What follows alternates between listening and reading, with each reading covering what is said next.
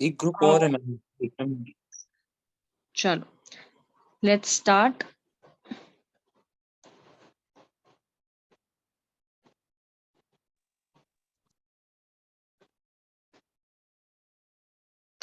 Order number 3 start करते हैं। जैसे कि कल मैंने ऑर्डर नंबर 1 कंप्लीट कर दिया था ऑलरेडी, तो let's begin.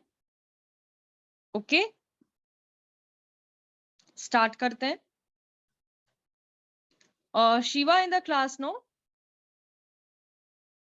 Yes, ma'am. Where is Lakshmi ji? I send her link, ma'am, but and She is not there. yes, ma'am. Okay. Is she in our group, ma'am? She is not there or in a group because there is some confusion for me as well. I send her number, ma'am, to you. No, I have already इसमें Vicky check करना कि वो Lakshmi ma'am जो है हमारे group में है, एक बार चेक कर लेना आप या कोऑर्डिनेट कर लीजिए। मैम उनका नंबर नहीं है। ओके, मैं शेयर कर दूंगी, आप देख लीजिएगा। Order number 3, recognise agent and pleaders. अब ऑर्डर नंबर 3 जो है ना, ये रिकॉग्नाइज एजेंट और प्लीडर के बारे में क्या बात करता है। रिकॉग्नाइज एजेंट जान पहचान वाला एजेंट बोले क्या हम लोग इसको, एंड प्लीडर्स का मतलब लॉयर्स होता है। ठीक है ना। Rule number 1, any appearance, application or act in or to any court required or authorized by law to be made or done by a party in such court may except where otherwise expressly provided to any law for the time being in force to be made or done। अब यहां पर जो rule number 1 है ये क्या कहता है कि any appearance। Now what do you means appearance का मतलब क्या होता है कि जब कोई भी एडवोकेट अपीयर होता है किसी भी मैटर के अंदर, किसी भी केस के अंदर, किसी भी हो सकता है वो क्रिमिनल हो, लेकिन हम यहाँ पे सिविल की बात कर रहे हैं, तो it will be obviously the civil matter. Okay, application या कोई भी एप्लीकेशन दे रहा है, और एक्ट इन और एनी कोर्ट यानी कि कोई भी परफॉर्मेंस दे रहा है किसी भी कोर्ट में, रिक्वायर्ड और ऑथराइज बाय एनी लॉ। अभी रिक्वायर्ड यानी कि जरूरी है ना, जरूरी है ना एक लॉयर। आप जो मैंने देखा है कि कुछ ऐसे स्टूडेंट्स हैं और ऐसे कुछ पीपल है जो बोलते हैं कि लॉयर की क्या जरूरत है, हम लेमन भी लॉयर हो सकता है। क्योंकि मैंने काफी हद तक देखा है कि हाई कोर्ट में काफी सारे जने कोर्ट के सामने प्रेजेंट भी करते हैं अपने आप को। देखो, जो आधा नॉलेज होता है ना वो पॉइजनस होता है, क्लियर कट बात है। Half knowledge is poisonous. Okay, getting my point, what am I trying to say, कि पूरा नॉलेज होना और आधा नॉलेज होना। तो may except where otherwise expressly provided by any law for the time being in force, यानी कि क्या बोला गया है कि जहां जहां इन्हें जरूरत होगी वो अपनी ड्यूटी करने आएंगे। तो बाय द पार्टी और इन पर्सन, यानी कि वो इन पर्सन भी आ सकता है, यानी कि मैं एज अ प्लेंटिफ, समझो मैं एडवोकेट नहीं हूं, समझो मैं लॉयर नहीं हूं, समझो मैं प्लीडर नहीं हूं, ये तीनों शब्द जो मैंने क्या बोले वो एक ही है। Advocate also, lawyer also, pleader also. Okay, इसमें तो काउंसलर भी होना चाहिए जो कि मिसिंग है ना। हाई कोर्ट में आपको पता है ना कि काउंसलर्स होते हैं। काउंसलर्स कौन होते हैं आपको पता है, जो एडवोकेट के प्लेस में तो नहीं होते, दे मे बी अ रिटायर्ड जज होते हैं काउंसलर्स, है ना। जो रिटायर्ड जजेस होते हैं या जिन्होंने हाई कोर्ट प्रैक्टिस करके वो बेंच पे बैठ के अपने आप को कहीं ना कहीं विड्रॉ कर लिया इस प्रैक्टिस से, तो वो भी हो सकते हैं काउंसलर्स। इसमें दो तरीके के होते हैं, एक होते हैं सीनियर लॉयर्स, ठीक है, एक होते हैं सीनियर लॉयर्स, एक होते हैं काउंसलर्स, जो कि मैं हाई कोर्ट की बात कर रही हूँ। ठीक है, जब ट्रायल कोर्ट होता है तो ट्रायल कोर्ट में कौन आता है, प्लीडर आता है, एडवोकेट होता है और लॉयर हो जाता है। ठीक है, ये आपको बेसिक नॉलेज है जो मैं बता दे रही हूँ। फिर जब ऐसी कोई बात आती है तो काउंसलर जो है, क्या एक काउंसलर वकील पत्र फाइल करता है या अपीयरेंस फाइल करता है क्या, या मेमोरेंडम ऑफ अपीयरेंस फाइल करता है क्या कोर्ट में? No, never. व्हाई? क्या उसको लोकस स्टैंडी नहीं है अपीयर होने के लिए? Now why I am using the word locus standi here? क्या उसको अपीयर होने का या वकील पत्र फाइल करने का क्यों नहीं है? Why? What is the reason behind कि वो एक वकील पत्र नहीं फाइल कर सकता, मेमोरेंडम ऑफ अपीयरेंस नहीं फाइल कर सकता? Why? What is the reason? क्योंकि मैम वो रिटायर्ड है ना। मैम जो जजेस है वो नीचे मतलब जैसे अगर लाइक जैसे सुप्रीम कोर्ट का जज है तो वो वापस रिटायर होने के बाद छोटी कोर्ट में मतलब वो नहीं कर सकता, मतलब ना तो जैसे जजमेंट वगैरह दे सकता है या फिर नहीं। ऐसा नहीं होता, ऐसा नहीं होता कि वो छोटे कोर्ट की बात तो अलग हो गई। अब सलमान खान के मैटर में जब उसका हिट एंड रन का केस हुआ था, आप लोगों को सभी को पता होगा ना, सलमान खान का केस हुआ था, तो उसमें जो लॉयर था वो कौन था? इसको पता है? उज्जवल निकम। उज्जवल निकम तो नहीं, नॉट उज्जवल निकम। किसने बोला?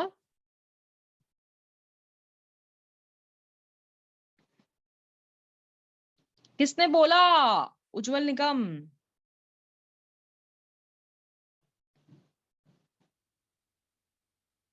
नहीं बता रहे हो, ऐसा क्यों यार? मैं थोड़ी ना आपसे कुछ ऐसा पूछ रही हूँ, हैं? उसमें आपको पता है कि सलमान खान का कौन सा लॉयर था जिसने No, सेशन से जाके बेल करवा लिया उसकी, और उसकी जो फीस है he must have not taken less than crores, तो लिया ही रहेगा आराम से। और आपको मैं बता दूं कि जो काउंसलर्स फीस लेते हैं, कोई श्रीकांत करके थे शायद। हाँ, Shrikant Shrikant. Shivde. Yes yes yes yes yes yes, correct, Shrikant Shivde, ये करेक्ट आंसर था।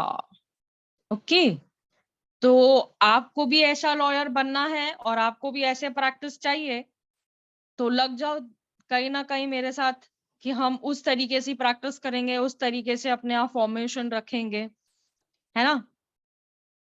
एनी अपीयरेंस जैसे मैंने आपको बता दिया, तो by his recognise agent. Now what do you mean by an agent?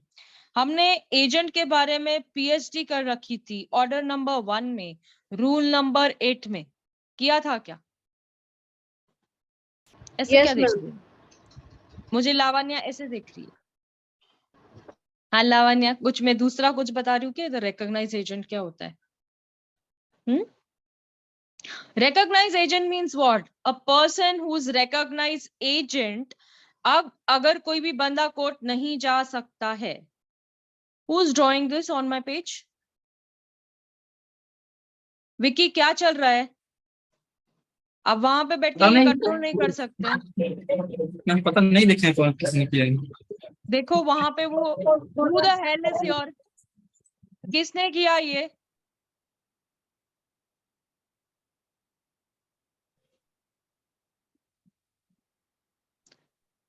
किसने किया ये? भाई जिसने किया बता दो।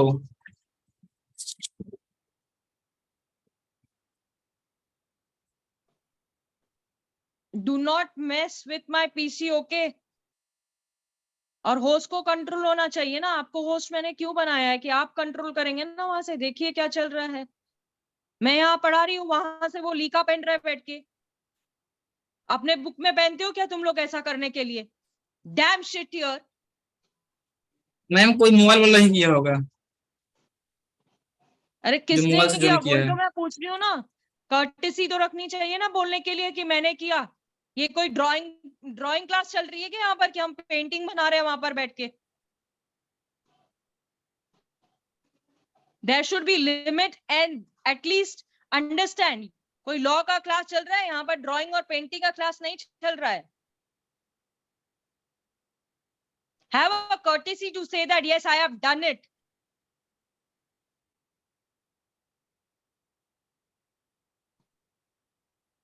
चलो, to be made or done by any party in such court में except where otherwise provided. चलो आगे बढ़ते हैं। By the party to the person by his recognized agent, the pleader appearing, applying or acting on his behalf. अब कोई भी pleader अगर मेरे जगह पे जाकर, कोई भी एक पर्सन के जगह पे जाकर, किसी पार्टी के जगह पे जाकर, किसी पार्टी जाती है तो वो क्या करते हैं ना, अपीयर होते हैं। अगर कोई लॉयर वहां पे जाके अपीयर इन पर्सन, मतलब इन पर्सन अगर हम जाते हैं तो हम लोगों को जो एक कॉमन पर्सन को और एक लॉयर को कोर्ट में कैसे ट्रीट किया जाता है ये आप सभी जानते हैं कि एक कॉमन पर्सन और एक लॉयर जब कोर्ट के सामने खड़ा होता है, आई हैव सीन जजेस लिटरली ऐसे बोलते हैं, मैम ये क्या बोल रहा है, ये कौन से पॉइंट पे बोल रहा है, ये क्या बोलना चाह रहा है। और जो कॉमन पर्सन होता है, जो लेमैन होता है, जिसको आधा लॉ का नॉलेज होता है, वो कुछ भी बोलना स्टार्ट कर देता है। तो जब कोई लॉयर होता है वो किसी पार्टी के बिहाफ पर एक्ट करता है, ठीक है। अगर आपने एज अ लॉयर मुझे अपॉइंट किया तो मैं क्या लूंगी, आपसे वकील पत्र साइन करके लूंगी, या मेमोरेंडम ऑफ अपीयरेंस लूंगी, या फिर अंडरटेकिंग लूंगी, और कोर्ट में क्या करूंगी, अपीयर होंगी, ठीक है। आपके मैटर में जो भी करना होगा वो सब मैं ही करूंगी, ओके, क्योंकि आपने मुझे अपॉइंट किया है। तो प्रोविजो क्या, द कोर्ट में direct that any person appearance shall be only the party to proceed.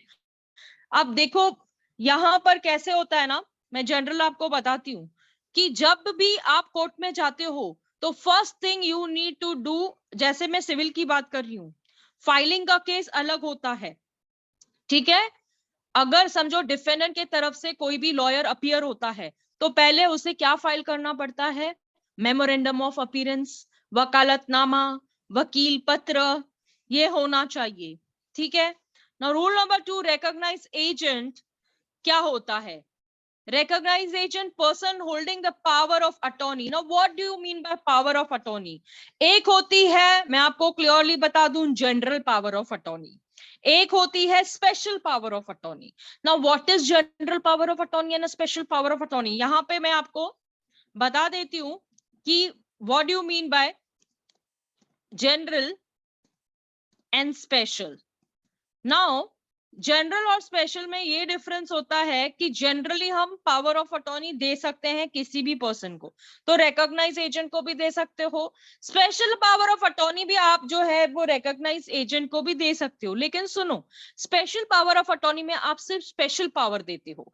कि एग्जाम्पल के तौर पे देती हूँ, मैं आपको बताती हूँ कि मेरी जगह पे अगर समझो उस्मा जाएगी, ओके, तो उस्मा को मैं अगर स्पेशल पावर ऑफ अटॉर्नी दूंगी कि एक ही जगह पे जाएगी, कौन सा, एक केस, बाकी मेरे प्रॉपर्टीज को टच नहीं करेगी, बाकी मेरे केसेस को टच नहीं करेगी। मैंने सिर्फ उस्मा को एक ही केस के लिए अपॉइंट किया है, तो उसमें मैं स्पेशल पावर ऑफ अटॉर्नी लूंगी उससे, ठीक है। उस स्पेशल पावर ऑफ अटॉर्नी को आप बोलेंगे कि मैम वो स्पेशल पावर ऑफ अटॉर्नी जो होगी, जिसे हम पीओए कहते हैं, वो रजिस्टर्ड होनी चाहिए, वो रजिस्टर्ड होनी चाहिए क्या, क्या नोटराइज होनी चाहिए। Now what do you mean by registered and notarise, there are two things you need to understand. एक पावर ऑफ अटॉर्नी जो होती है उसे रजिस्टर्ड भी करवाया जाता है, ओके। एक पावर ऑफ होती है जिसे आप नोटराइज भी करवाते हो। Now what do you mean bye notarised and what do you mean by registered. अब मैं ये यहाँ पे क्यों बता रही हूँ, मैं तो आपको एडवांस बता रही हूँ यहाँ पर ना। ये जो स्पेशल पावर ऑफ अटॉर्नी हो या जनरल पावर ऑफ अटॉर्नी हो, दोनों को आप नोटरी भी कर सकते हो, दोनों को आप रजिस्टर्ड भी कर सकते हो। ऐसे होता है कि इसमें आपकी मर्जी है। रजिस्टर्ड करते हो तो उसकी जो एविडेंटरी वैल्यू होती है वो इंक्रीज हो जाती है। समझो बाय चांस, खुदा ना खास, भगवान ना करे, वो मर जाता है, तो मैं आपको बता दूं कि अगर वो मर जाता है जिसको पावर ऑफ अटॉर्नी दी गई है, तो वो पावर ऑफ अटॉर्नी क्या हो जाती है, वहीं की वहीं क्या हो जाती है, वहीं की वहीं एंड खत्म हो जाती है। मैम ये एक सेक्शन में भी दिया है ना, लास्ट टाइम आपने पढ़ाया था। आई विल कौन टेल से? यू ना बेटा, I will tell you, actually सब मैम बताऊंगी, ऑर्डर में रूल में आपने बताया था last सब time। बताऊंगी, टेंशन मत लो। पहले आप थोड़ा जनरल सीखो तो आगे आपको सीखने के लिए इजी हो जाएगा। Person carrying the trade or business for the name of parties not the resident within the local limits of the jurisdiction of the court, connected to the trade or business only, where there is no other agent authorized to make to do an appearance application. अब समझो कि order number 3 के अंदर ऐसा कोई agent ही नहीं है जिसे हम अपीयर करवा सकते हैं या अपॉइंट कर सकते हैं, तो हम क्या करेंगे, वहां का कोई भी एक लोकल एड पकड़ के उनको एज अ एजेंट बोलेंगे भाई तू ही आ जा, है ना Usma? Do you remember this? Yes, ma'am. Person specifically appointed by a person to prosecute or defend on behalf of the foreign rulers. जब हम सेक्शन नंबर 85 पढ़ेंगे तब इसको पढ़ेंगे और भी अच्छी तरह से. नाउ इसके हिसाब से पावर ऑफ अटॉर्नी क्या होता है, एक यहाँ पर आप देख रहे हैं लीगल और फाइनेंशियल मैटर्स के लिए होती है, ठीक है. Power of attorney means the authority to act for another person specified for all legal और फाइनेंशियल मैटर्स. अब फाइनेंशियल मैटर्स का मतलब होता है जहां पर मनी मैटर्स हो जाते हैं, पैसों की बात आ जाती है. आप लोगों को ये पगफेड़ी सिस्टम पता है क्या होता है? वीसी सिस्टम पता है क्या होता है? आप घर की जो लेडीज होती है वो वीसी भरने जाती है, पैसा भरने जाती है कहीं पर.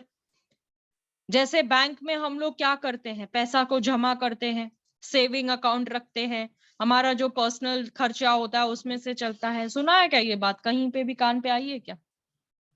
नहीं, No, ma'am. नहीं पता पगफेड़ी क्या होता है, फाइनेंशियल मैटर्स क्या होते हैं. आपको नहीं पता कि बाहर यानी कि जो लेडीज होती है, घर की लेडीज क्या करती है, घर की लेडीज क्या करती है, just a minute, Saving. Savings करती है. तो वो कहाँ सेविंग्स करती है? अपने पति से छुपा छुपा कर पैसे कहाँ रखती है? मैम बैंक में, समूह में. समूह आजकल तो समूह चल रहा है. समूह में. Committee. वही वो कमेटी कमेटी. क्या होती है? मुझे तो नहीं पता जो आप कह रहे हैं. मैम जैसे मैम एक लेडी पैसे जमा करती है, जिसको जरूरत पड़ता है और फिर वो दूसरे को खबर देती है. हाँ महीने में खर्चा चलता है. हाँ. इसी को कमेटी. तो ये जो सिस्टम रहता है ना, दिस इज, ये लेडीज भी करती है, काफी सारे you know Yes, ma'am. Money lenders जो होते हैं. If you know what is a money lenders, money lenders क्या Yes, करते हैं ना, आप लोगों से कहीं ना कहीं पैसे लेके आपको उनका इंटरेस्ट दिया जाता है. तो मनी लेंडर्स का Yes. लाइसेंस भी लिया जाता है. और मनी लेंडिंग बिजनेस जो है अब तो लीगल हो गया. जैसे कि बिटकॉइन आपको पता होगा, बहुत सारे जने बिटकॉइन में फंसे हैं. Yes, ma'am. सुना होगा आप लोगों ने बिटकॉइन क्या होता है. Yes, ma'am. Yes, ma'am. तो सिमिलरली, मैं फंसे भी है. हाँ वो तो फंसेंगे ही ना, जो करेंगे वो फंसेंगे. ओके, चलो. Further, who is a pleader? How is a pleader appointed? Section 2 clause 15 defined as a pleader any person entitled to appear and plead for another. Any person मतलब क्या होता है यहाँ पर? any person बोले तो कौन?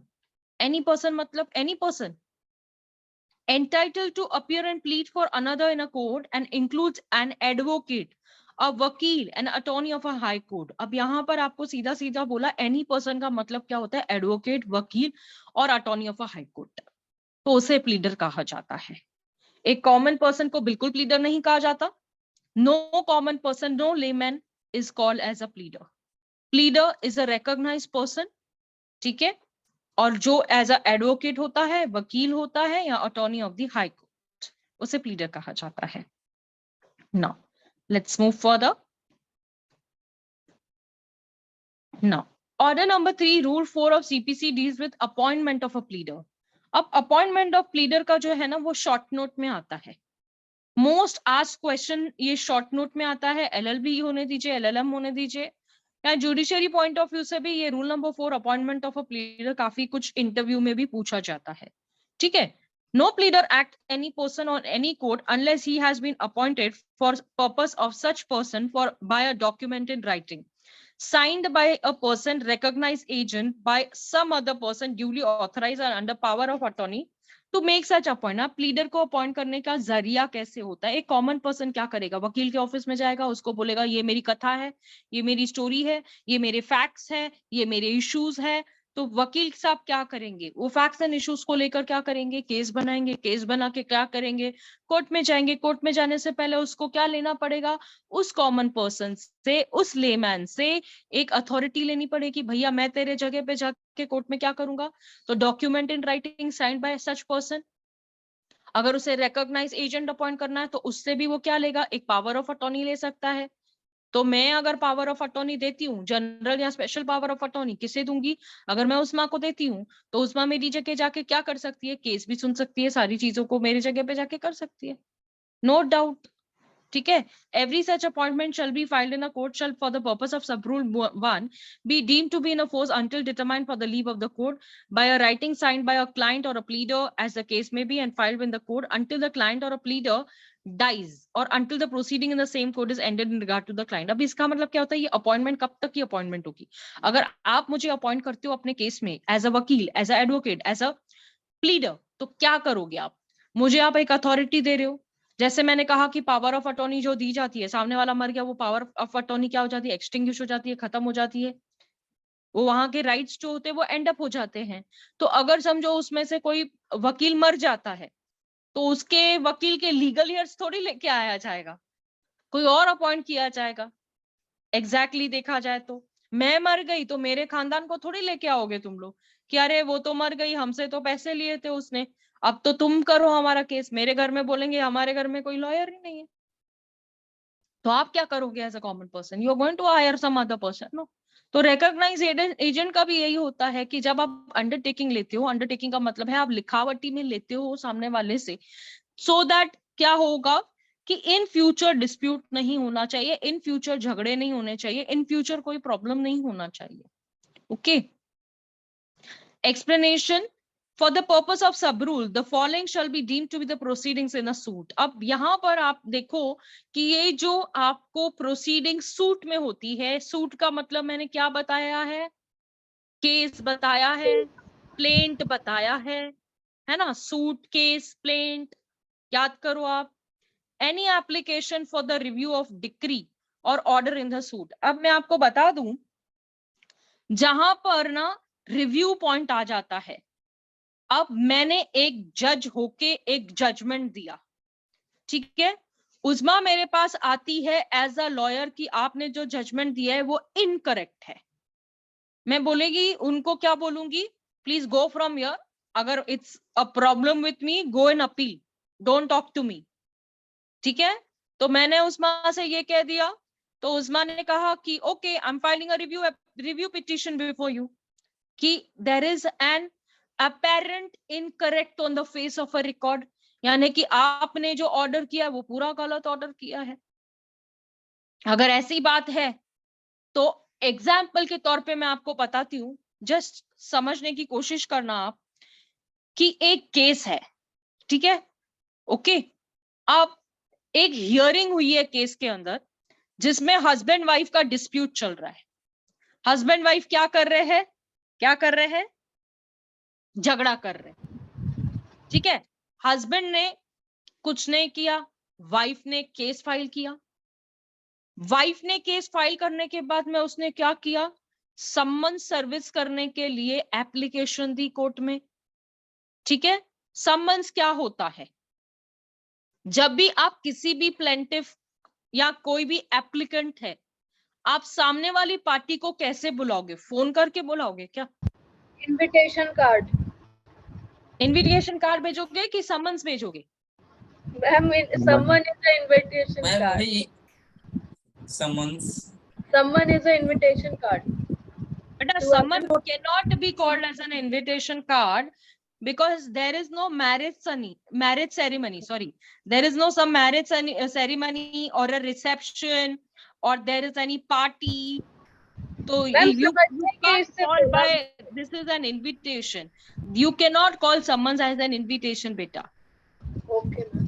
You will never say summons as an invitation. क्योंकि अगर Ma'am, इंटरव्यू notes पॉइंट वो ऑफ व्यू हो से सकते अगर हैं? आपने बोला ना कि अगर समन्स इज एन इनविटेशन, तो कोर्ट आप यानी कि इंटरव्यू जो आपको रहेगा ना बोलेगा कि कुछ इसको आता ही नहीं है, ओके तो it is a notice from the court. आपको कोर्ट क्या करती है, नोटिस भेजती है और बुलाती है कोर्ट के अंदर। अब यहाँ पे ऐसे तो नहीं है कि बुलाती है पर जाने का नहीं, बुलाती है तो जाना तो पड़ेगा क्योंकि कोर्ट है भाई, है ना। बिल्कुल, लावण्या को हंसी आ रही है इस बात पे, ठीक है। तो अब जब कोर्ट आपको बुला रही है तो आपको क्या करना है, जाना है।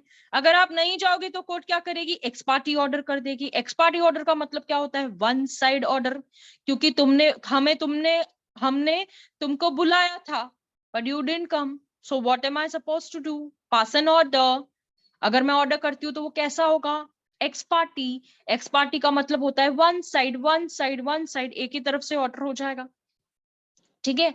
अब वाइफ ने क्या किया था, उस चीजों को मैनेज किया था, ठीक है। जैसे कि समन्स मुझे सर्विस ही ना हो, हस्बैंड को सर्विस ही ना हो, तो आप क्या करेंगे, हम रिव्यू फाइल करेंगे।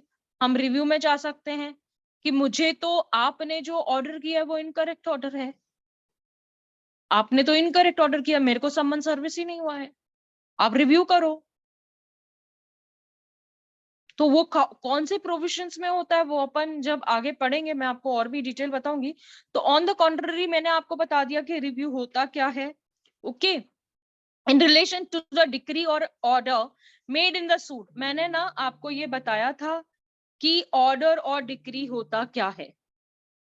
जस्ट अ मिनट, ऑर्डर अलग होता है और डिक्री अलग होती है, ये आपको मैंने समझाया है। पर मैं आपको जो न्यू है मैं उनको बता दूं कि what is order and what is decree.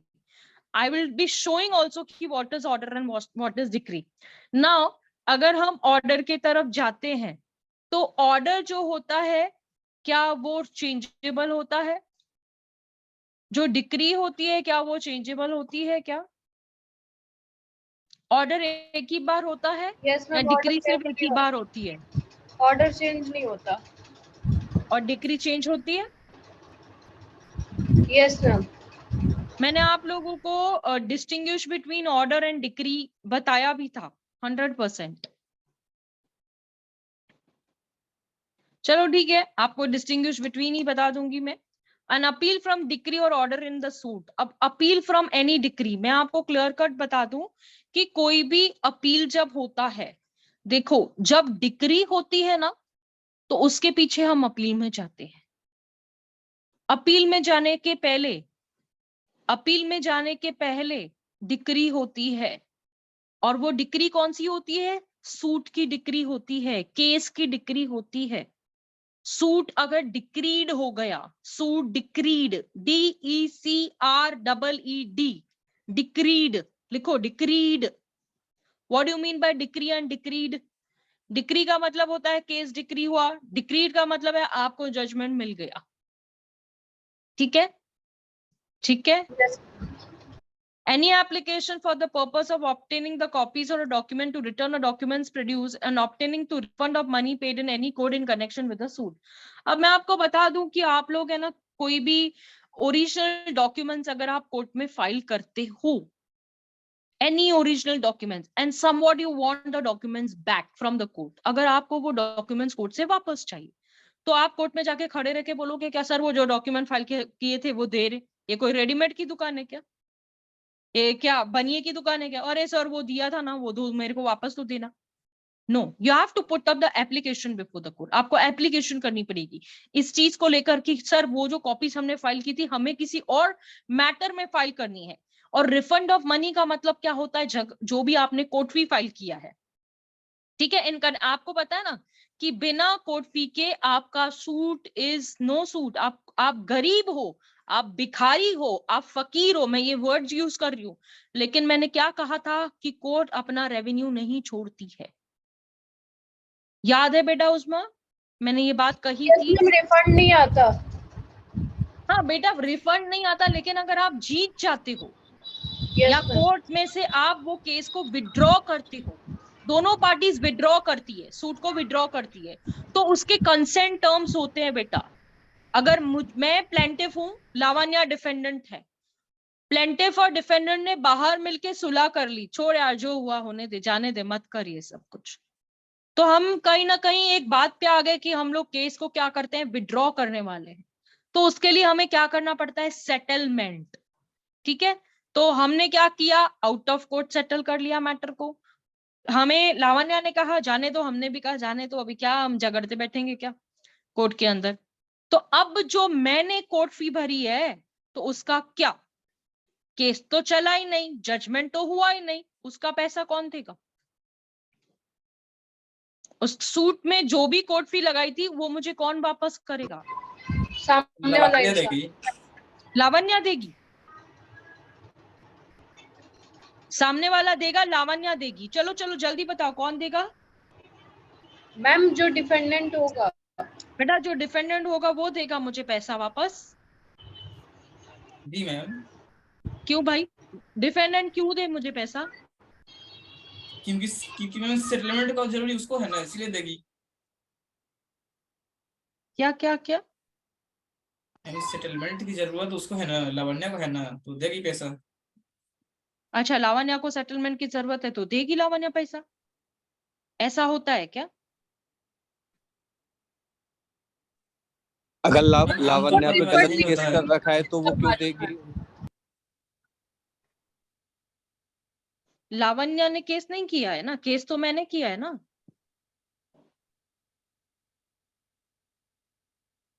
Case मैंने किया है, लावण्या तो नहीं किया है।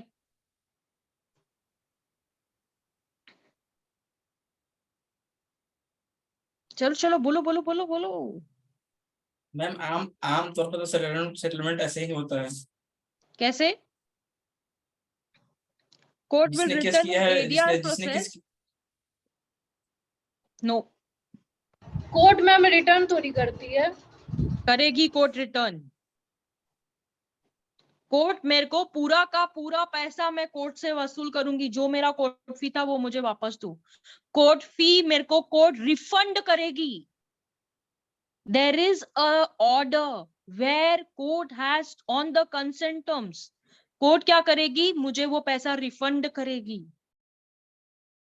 और उसके लिए हम क्या फाइल करते हैं, कंसेंट पिटीशन फाइल करते हैं, कंसेंट टर्म्स की पिटीशन फाइल की जाती है, ये भी सिखाऊंगी कैसे करते हैं, और उसकी ड्राफ्टिंग भी बताऊंगी आपको कैसे करनी पड़ती है।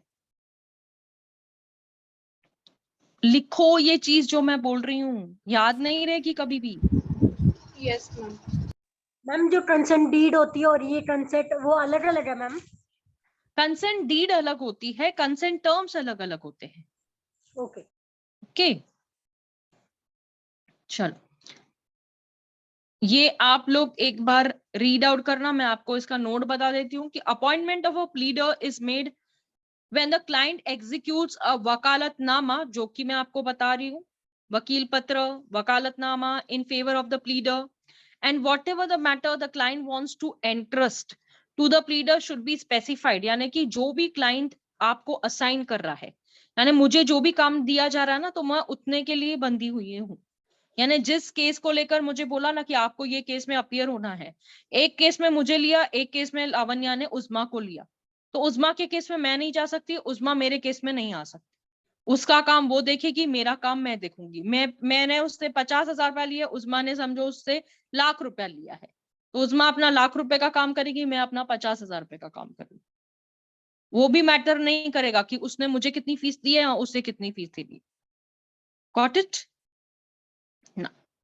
Service of a process on recognised agent, process served on the recognized agent of a party shall be effectual as the same has been served on the party in a person unless the court otherwise direct, यानी कि जो process होता है किसी भी recognise agent को, अगर कोई भी पार्टी सर्व करना है, कुछ भी कोई समन सर्विस करना है, कोई नोटिस लगाना है, तो समझो वो पर्सन जो मेन पर्सन है उसको ना सर्विस करके उसको एजेंट को सर्व किया, तो ये समझा जाएगा कि प्रिंसिपल को सर्विस हो गई। ठीक है, rule number 3। Rule number 5, service of a process on pleader. अब यहां पर आप बोलोगे कि service on process on pleader का मतलब क्या होता है? Any process serve on the pleader who is duly appointed in a court left the office ordinarily as residence of such pleader, whether the same is a personal appearance of the party or not, shall be presumed or duly communicated and made known to the party whom the pleader represents, and unless otherwise the court directs effectual for all the purposes if the same had been given to be served on the party in person. यानी समझो कि कोई advocate को इस बात का ज्ञान दिया जाता है, नॉलेज दिया जाता है किसी भी चीज को लेकर, यानी कि केस को लेकर जो भी बात बताई जाती है तो ये समझा जाएगा कि उसको उसका फुल नॉलेज है। समझा? उसको उसका क्या है? फुल नॉलेज है इस बात का। यानी कि अगर एडवोकेट को भी इस बारे में पता है कि डिफेंडेंट अपीयर हो गया या कोई नोटिस का सर्विस करवाना है, तो ये समझा जाएगा कि अगर एडवोकेट को नॉलेज है तो मतलब क्लाइंट को फुल नॉलेज है, भले उसके पास वो डायरेक्टली गया है या नहीं गया है, डजंट मैटर। ओके।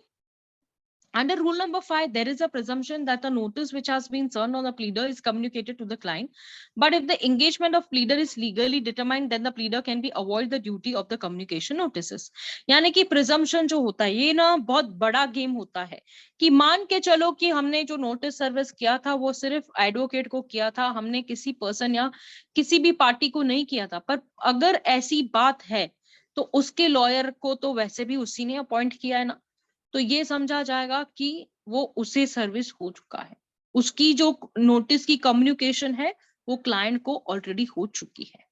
तो service of process on pleader का मतलब होता है कोई भी नोटिस, कोई भी तरीके का ज्ञान, कोई भी तरीके का सम्मन, कोई भी तरीके की बात जो एडवोकेट के कान में कही गई हो, एडवोकेट के सामने कही गई हो, एडवोकेट के कोर्ट में कही गई हो, तो ये माना जाएगा कि हमने उस पार्टी को यानी कोर्ट ने उस पार्टी को उसको भली भांति इस बात का ज्ञान दिया है, उसको इस बात का नॉलेज है। He has a full knowledge that the notice has been served to the party because the lawyer, the pleader is already into the knowledge about the same fact. ठीक है? ओके।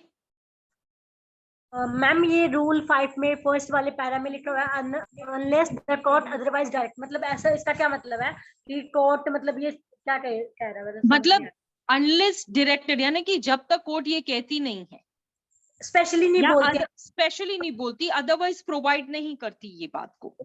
समझे? Okay ma'am.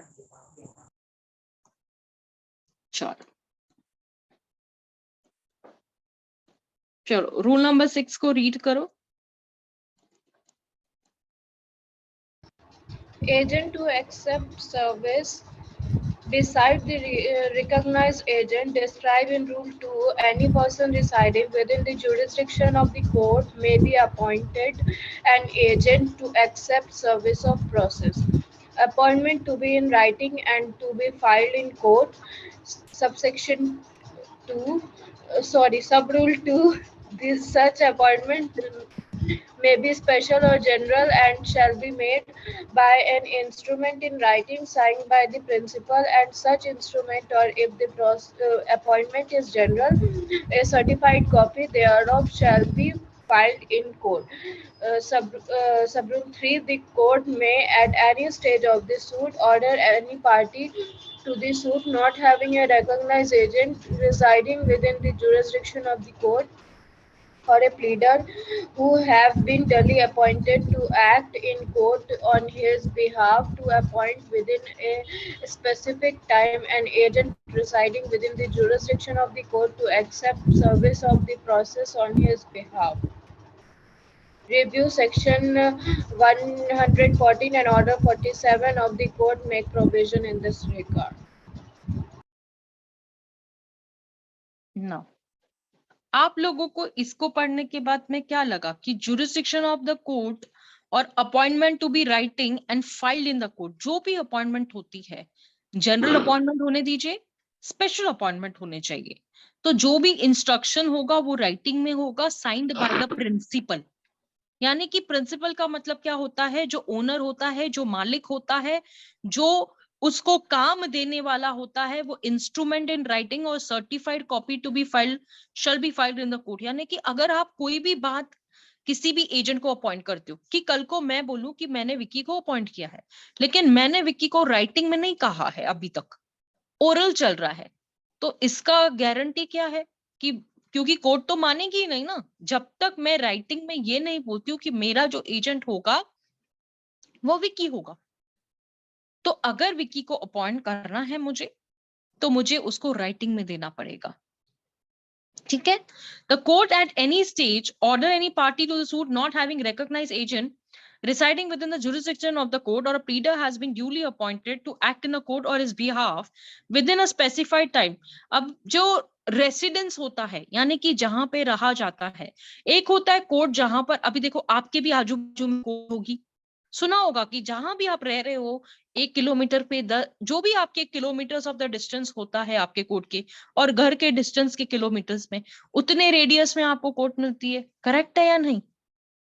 मिलेगी मिलेगी Yes. आपके घर से कहीं पे भी, दिल्ली होने दीजिए, हरियाणा होने दीजिए, कहीं पर भी होने दीजिए। It's not only UP, it's not only MP, it's not only Maharashtra, it's not about Delhi, it's not about Bombay। जो भी सिटीज, जो भी स्टेट्स होगा, आपको पता है कि वो एरिया जहां आप रहते हो आजू बाजू में आपने सुना होगा कि कोर्ट तो होती ही है। तो वो जुरिस्डिक्शन पॉइंट ऑफ व्यू पे बोला गया है कि जो भी एजेंट अगर रहता है तो आजू बाजू में जो कोर्ट होगी उसके हिसाब से काम किया जाएगा। ओके, अब आते हैं हम रिव्यू पे। उस्मा, मैंने कहा था ना कि आपको मैंने ये सब दिखाया था, ये देखो। Yes, ma'am. हमारे पास नहीं है, ये देखो मैंने इतना सब उसको पूरा ये कर दिया है जब मैं आप लोगों को पढ़ा रही थी। ये टाइप्स ऑफ डिक्री, जो शिवानी कह रही थी ना कि मेरे पास नोट्स नहीं है, शिवानी देखो बेटा, ये सब मैंने आपको पढ़ाया हुआ है ऑल टुगेदर। सब जो आपको सब सामने दिख रहा है, ये सारे के सारे नोट्स भी मैंने दिए थे।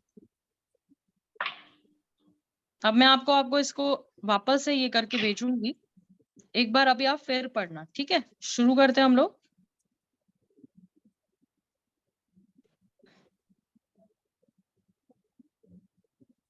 ना रिव्यू जो पढ़ा जाता है वो सेक्शन नंबर 114 में पढ़ा जाता है और ऑर्डर नंबर 47 में पढ़ा जाता है। अब ध्यान से सुनना, ध्यान से मतलब एकदम ध्यान से। Review 47, 114, court make the provision in that regard. ठीक है, अब जनरल रूल क्या बोलता है कि अंडर ऑर्डर 20 रूल 3, ठीक है, it has been ensured that once the decision has been signed, no amendment can be made thereafter except the section 152 of the code. Up section 114 of order 47 is an exception to the rule order 20 rule 3. Under the signed decision can be amended under certain circumstances. अगर कोई judgement sign हो जाती है, ठीक है, तो यहां पर साइन होने के बाद ही रिव्यू का अपना काम चालू होता है कि अगर उसने कोई ऐसी गलती कर दी है जो जजमेंट के फेस पे दिखाई दे रही है, जजमेंट के मुंह पे दिखाई दे रही है कि अरे इसने किया क्या है। ठीक है, गलती से गलती नहीं मानी जाती। एक जज ने साइन कर दिया तो अपने ऑर्डर को वो फाड़ के भी फेंक नहीं सकता। अगर वो जज ने गलती से भी गलती कर दी बेटा, तो भी उस गलती को रेक्टिफाई नहीं किया जा सकता।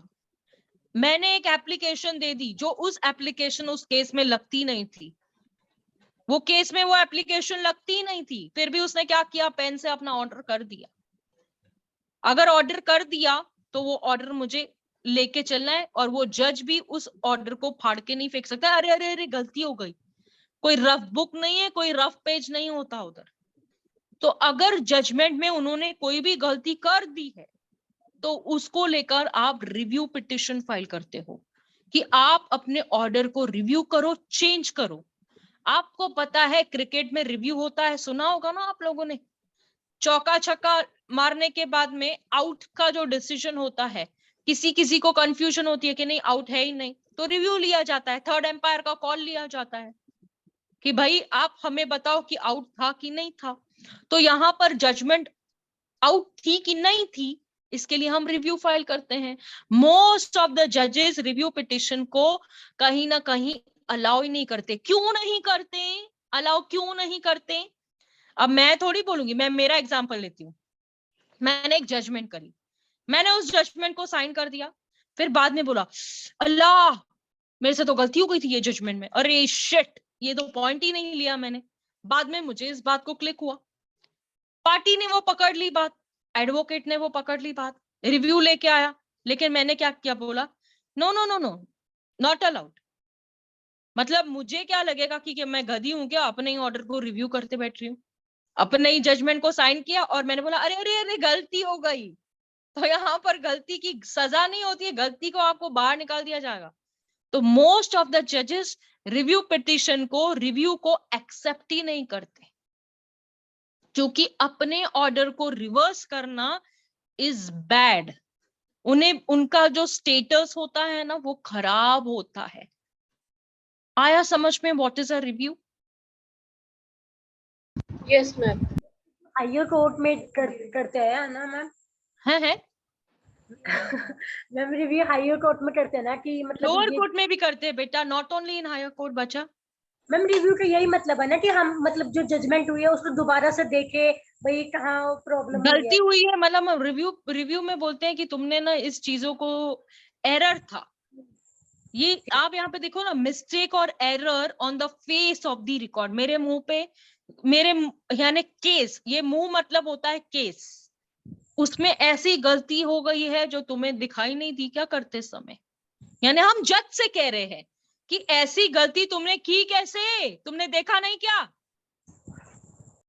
तो that is an error, that is a mistake.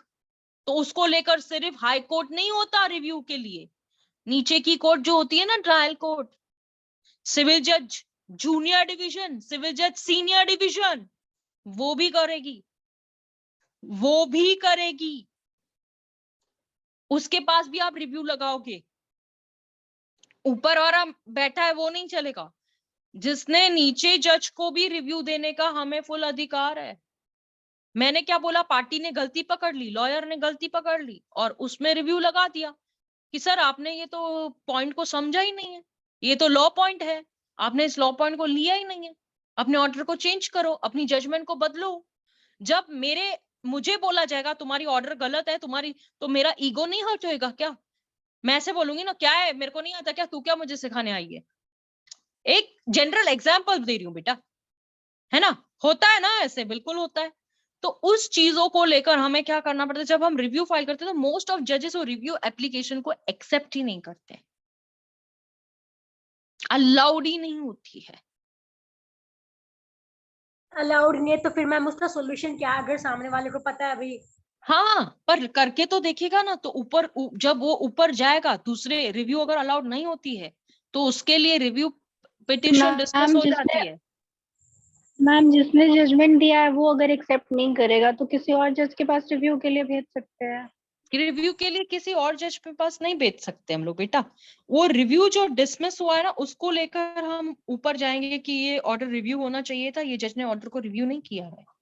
Ma'am पहले तो उसी कोर्ट में करेंगे रिव्यू के लिए, अगर वो मतलब एग्री नहीं करता फिर दूसरी कोर्ट में जाएंगे ना? फिर दूसरी कोर्ट, यानी ऊपर वाली कोर्ट में जाओगे आप। दूसरी मतलब आजू बाजू बगल की कोर्ट की बात नहीं हो रही बेटा, Yes, ओके ना? ma'am. हाँ चलो ठीक है। Usma, any difficulty? No ma'am. Ma'am अगर रिव्यू रिजेक्ट हो जाता है तो अपील में भी तो जाते हैं फिर। हाँ तो वही मैं बोल रही हूँ ना, उसके लिए तो आपके पास दो वेज है ना, अपील में जाओ, रिव्यू को लेकर रिव्यू जो किया है उसको करना चाहिए था ना, रिव्यू क्यों नहीं किया? और हालांकि it was a matter right review करने के लिए, मैम दोनों में से कौन सा जबकि बेस्ट है? जबकि गलती तो हुई थी ना उसमें, यस मैम। तो वो गलती को नहीं ले रहा था तो उसमें हमारी थोड़ी गलती है। वो सामने वाला जो जज है उसका ईगो हर्ट हो रहा था, तो ये हम लोग ऊपर वाले को तो बताएंगे ना, भाई तू देख, you also see with your eyes what is going on.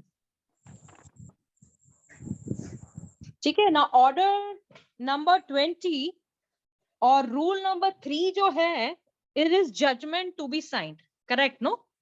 आप अपने बैरेक में भी चेक कर सकते हैं, it's judgement to be signed.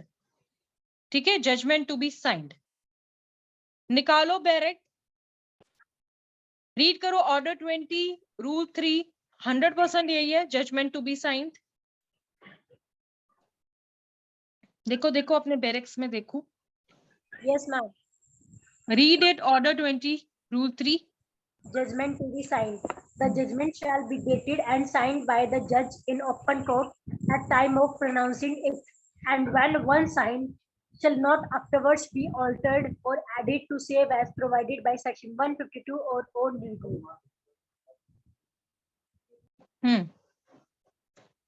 बस करेक्ट, वही बात मैंने यहां लिखी है.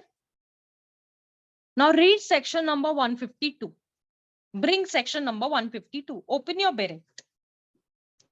Read section number 152. चलो चलो चलो चलो. Who's reading?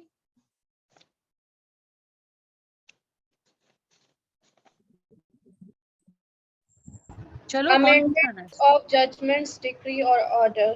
Clearly or arithmetically mistakes in judgment, decree or order or error arising therein from any accidental slip or omission may at any time be corrected by the court either of its own motion or on the application of any of the parties. मतलब यहाँ पे arithmetical mistake की बात की गई है कि अगर कोई ऐसा अरिथमेटिकल मिस्टेक हो जाता है, यानी कोर्ट के ध्यान में आ जाता है कि अरे ये तो मिस्टेक हो गया है, पैरा नंबर 1 को पैरा नंबर 2 कर दिया, पैरा नंबर 3 को पैरा नंबर 4 कर दिया, या ऐसा कोई अरिथमेटिकल मिस्टेक हो गया जो कि स्पेलिंग मिस्टेक हो सकता है ना कि यार आफ्टर ऑल ह्यूमन है, जजेस भी तो बेचारे ह्यूमन है, तो उनसे अगर ऐसी कोई गलती होती है तो अगर उन्हें खुद दिखाई देती है तो वो खुद ही करेक्ट कर लेते हैं. अगर उन्हें खुद नहीं दिखाई देती तो पार्टीज एप्लीकेशन देती है कि सर आपने ये मिस्टेक किया है, इसको करेक्ट कर दीजिए, तो उनकी मिस्टेक पे वो करेक्ट कर सकते हैं और उसके बाद में फिर वो साइन कर सकते हैं, पर जजमेंट को चेंज नहीं कर सकते. अरिथमेटिकल मिस्टेक हो सकती है तो उसे रेक्टिफाई किया जा सकता है, लेकिन जजमेंट को रेक्टिफाई नहीं किया जाता, जजमेंट को चेंज नहीं किया जाता. Any proportionate. Okay, chal. I think review most probably. Shiva, any problem in review? Any confusion, Shiva? Any confusion regarding review? No, ma'am. But mistake means any grammatical mistakes or judgment mistake. See, now I'll tell you ki arithmetical mistake is like, you know, somewhere comma, full stop, para number 1, para number 2. Incorrect vision, that is to be corrected. Now whole of the judgment, अगर कहीं पे भी you know some of the judgment which is passed by any court, उसमें पूरा judgment ही wrong है. Example I'm telling you, whole of the judgment is incorrect, पूरा judgment ही incorrect है. Now example 138 Negotiable Instrument Act. In 138, what judge has done, he is taking the summary procedure of order number 37. Example 138 negotiable instrument के against में वो CPC का order लिख रहा है उसमें बैठ के, तो पूरा जजमेंट रॉन्ग हो गया. Whole of the judgement is wrong. उनको जजमेंट 138 की देनी है, वो ऑर्डर 37 की जजमेंट देने के लिए बैठ गया है. उसको यही नहीं समझ रहा है कि अरे मेरे घर से कितने झगड़े हो गए, उसको दिमाग ही नहीं चला. उसने क्या किया, चेक देखा. नाउ देखो ऑर्डर 37 के अंदर भी चेक रहता है, गलती इंसान से होती है, ठीक है. ऑर्डर 37 में भी चेक होता है, 138 नेगोशिएबल इंस्ट्रूमेंट एक्ट हो उसमें भी चेक रहता है, ठीक है. Whole of the judgement is wrong. उसको जजमेंट देनी थी 138 की, उसने दे दी जजमेंट ऑर्डर 37 की, तो उसको रिव्यू करना ही पड़ेगा ना, तो उसको रिव्यू करना ही पड़ेगा. He has to change his own judgment then. लेकिन अगर अरिथमेटिकल मिस्टेक है कि para number 1, para number 2, para number 3 is somewhere, you know, जब हम टाइपिंग करते हैं तो there is an typographical mistake, तो दैट कैन बी करेक्टेड. या तो पार्टी एप्लीकेशन देती है या तो उसका खुद का ध्यान देता है. साइन करने के बाद भी वो पढ़ते हैं जजमेंट को, प्रिंट आउट निकाला जाता है, उस प्रिंट आउट के बाद में ही goes through the judgement in all. After going through the judgment, he comes to the conclusion and then he puts his initial signature over there. Okay, Shiva? Okay, madam. Sure. Yes, ma'am. Now tell me, what did I say? How many cases? You can speak in English. I don't have any problem. No, ma'am. Yeah. Not Hindi. Any Yeah. mistake or error can be rectified No, this is a confusion to you. Any mistake or error on the face of the record, Yes, there ma'am. you give the review petition. If there is an arithmetical error, silly error, गलती से गलती हो गया, comma रह गया, full stop रह गया, para number 1 का पैरा नंबर 2 हो गया, पैरा नंबर 3 होगा, arithmetical error हो गया, तो that can be rectified, not the whole judgment. अगर ऐसा है तो party is supposed to give a review petition. Party is supposed to file a review petition. Now see what here. The application of review can be filed by aggrieved party. Aggrieved means जिसके ऊपर क्या हुआ है, नाइंसाफी हुई है.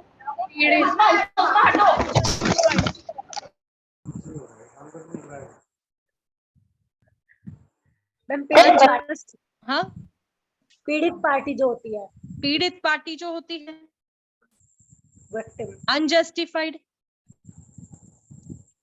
Okay, unjustified, उसके साथ में कुछ नाइंसाफी हुई है, दैट इज अ पीड़ित पार्टी. चलो आगे बढ़ते हैं. जैसे कि अ डिक्री और ऑर्डर इज अपीलेबल ना. अपील में जब हम जाते हैं तो डिक्री को लेकर भी अपील होती है, तो ऑर्डर को लेकर भी अपील में जाते हैं. Appeal can be done on the point of decree, on the point of order also, as provided by the law. But no such appeal has been preferred. There is a provision for appeal in certain decree or order. The decision passed by the court of small causes. अब देखो यहाँ पर क्या है ना, जो भी decree pass होती है, जो भी ऑर्डर पास होते हैं, उसमें आप अपील फाइल कर सकते हैं बाय लॉ. प्रोविजन है. छोटे कोर्ट ने जो ऑर्डर दे दिया, मैं जरूरी है क्या उस ऑर्डर को लेके गले का हार समझ के पहनूं? No, not necessary. Why am I supposed to do that? But such appeal has been preferred. There is no provision of appeal for certain. कभी कभी ऐसे प्रोविजंस हैं जहां पर आप अपील और ऑर्डर में नहीं जा सकते. तो अगर ऐसा कोई डिसीजन पास किया है by the court of small causes, तो वहां पर लिमिटेशन पीरियड आ जाती है कि अगर आपने review application within 30 days from the date of judgement नहीं किया, तो आपकी रिव्यू बाद में एक्सेप्ट भी नहीं होने वाली. आपको बोलना जाएगा कि limitation out, you go from your. या तो फिर डिले कंडोनेशन एप्लीकेशन लेके आओ, लेकिन वो भी नहीं एक्सेप्ट किए करते हैं ये लोग. Section number 5. तो यहाँ पर मैं आपको बता दूं, तो ऑर्डर डिक्री, अब यहाँ पे जो ये नोट है, it is very very important. If you want to note down, it's very important. वैसे भी I am going to share this note with you. The order और decree pass after such review shall be final and force. जो भी order आता है, जो भी decree होती है, आफ्टर सच रिव्यू, जो रिव्यू होने के बाद में वो फाइनल और इन्फोर्स होगा. The review petition is a discretionary of the court. It can either choose to attend, entertain भी कर सकती है, या आपकी एप्लीकेशन को रिजेक्ट भी कर सकती है. मैं आपको पहले ही बोल दिया कि मोस्ट प्रोबेबली जो जजेस होते हैं, they don't entertain review. They don't entertain review. Their main objective है कि मेरे से गलती हो गई, मेरे से गलती हो गई, मैं क्या कर सकती हूँ? मेरे से गलती हो ही नहीं सकती. और लॉ में तो कहीं ना कहीं हम लोग इसी बात को पकड़ सकते हैं कि नहीं, मेरे से तो गलती हुई नहीं, मैंने तो कुछ किया ही नहीं है, मैं तो जानती नहीं हूँ. We show it in this ways. ठीक है. As a matter of fact, the Supreme Court can also review its own decision. यानी कि जब सुप्रीम कोर्ट कर सकती है, तो छोटे कोर्टों के क्या कंधे में क्या ये डला हुआ है क्या? वो नहीं करेंगे. Article 137 of the constitution of India, the supreme court ने जो रूल्स बनाए हैं 1966 के, the review petition should be filed within 30 days from the date of judgment. तो आपको टाइम पीरियड शेड्यूल करके दे दिया सुप्रीम कोर्ट ने. So understand, you have to file it within 30 days from the date of judgement. यानी अगर review करना है तो 30 दिन की तैयारी रखो. उसके बाद में हाँ देखो, ये बात है कि कहीं ना कहीं आपको बोलेंगे कि हमको नॉलेज जब जजमेंट का आया, ठीक है, हम भी दिखा सकते हैं कि हमको जो जजमेंट का नॉलेज नहीं था. तो from the date of judgement और from the date of knowledge, देखो यहाँ पे ना ये बात मिसिंग है. This is a law point what I am trying to tell you all, कि अब देखो जजमेंट हुई है 24 of June 2023. Okay, I am not into the knowledge की जजमेंट हो गई है. ठीक है, अब जजमेंट कभी हुई? 24 जून को. वहां से मुझे 30 डेज पकड़ना है, तो अगर 30th का महीना है तो मैं काउंटिंग करूंगी 25, 26, 27, 28, 29, 30। ये 6 डेज हुए मेरे कितने के, जून के, ठीक है। तो 6 डेज माइनस होके तो 24th ऑफ क्या होएगा, July will be my last date of filing review petition. But मुझे जो नॉलेज आया कि जजमेंट हुई है समझो 24th को, ये मुझे नॉलेज आया 30 जून को, तो from the date of knowledge ऐसे करके मैं सर्टिफाइड कॉपीज को अप्लाई करूंगी कि I had come to know that this judgement is pass and certified copies में given to me so that I can prefer a review application. ठीक है, know certified copies के लिए भी आपको एप्लीकेशन करना पड़ता है कोर्ट में। For that also you need to understand how to apply for certified copies. मतलब वो नहीं चलता है कि बाबू को 500 रुपए दो, 400 रुपए दो और सर्टिफाइड कॉपी निकाल के ले लो। Very cheap thing what you all be doing. यहाँ वो जो हमारे क्लर्क्स होते हैं, जो क्लर्क्स यहाँ पे बैठते हैं, उसको बोलेंगे भैया 100 रुपए लेना देना सर्टिफाइड कॉपी बना के। Very wrong, very very wrong. You have to prefer an application before the court. Let court assign, allow करने दो उस एप्लीकेशन को और उसके बाद में आप सर्टिफाइड कॉपी निकाल सकते हो। ठीक है, उसमें आप देखोगे कि Hridaynath Roy versus Akhil Chandra Roy and others, the high court of Calcutta ने क्या कहा। The jurisdiction may be defined in judicial power of the court to hear and determine the cause and adjust, just a minute, and adjudicate upon it. Ma'am but court में तो corruption चलता है, क्या क्या क्या कोर्ट में क्या तो करप्शन चलता है, करप्शन हर जगह पैसा चलता है। पैसा देना पड़ता है, हाँ तो तुम दो ना फिर, क्लर्क को देना पड़ता है, सबको देना पड़ता है।